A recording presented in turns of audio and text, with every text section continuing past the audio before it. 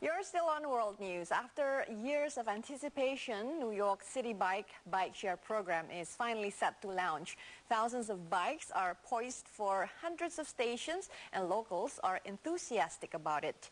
But not everyone supports the Big Apple's two-wheel revolution. They're on the streets of Paris, Barcelona, and Montreal. And now, New York City is finally getting into the two-wheel action. The first shiny blue city bikes have been unveiled, with future users eager to take them for a spin.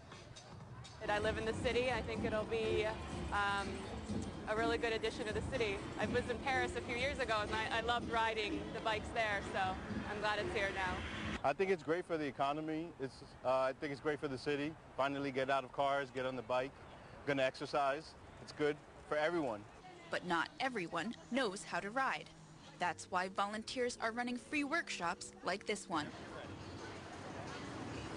In just a few hours, it's easy to see the hard work pay off. With membership going for $10 per day or $100 per year, the program caters to both short and long-term users. Not everybody can own a bike, so this lets people ride bikes, short distances, short little trips and errands from one place to another, without having to have a bike in their apartment, without having to worry about their bike getting stolen. It's like mass transit that's flexible for individuals. 6,000 city bikes will soon rove the streets of New York to and from some 330 stations like this one, planted throughout the city.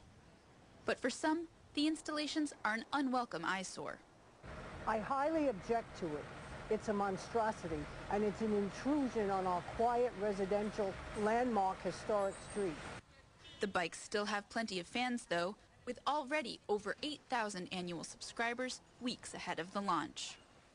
Having floated in space for the last 5 months, Commander Chris Hadfield has become a real-life space oddity with his viral version of David Bowie's Space Oddity, recorded aboard the space station.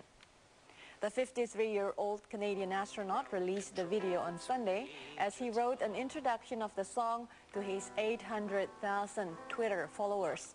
Although his version was produced and mixed on Earth, the guitar and vocals were actually recorded on the station. He had previously asked NASA to prepare a reasonable recording studio. Hadfield intends to release his own album, which was recorded during Expedition 35, the only time a Canadian commanded the ISS. Commander Hadfield, Thomas Marshburn, and Roman Romanenko have landed safely in Kazakhstan Tuesday. Meanwhile, Canadian Space Agency astronaut Chris Hadfield being lowered into... In our top entertainment news, Halle Berry kicked off the annual Revlon Run and Walk for Women. A guitar played by John Lennon and George Harrison were set for auction, and tonight's movie is the World War C.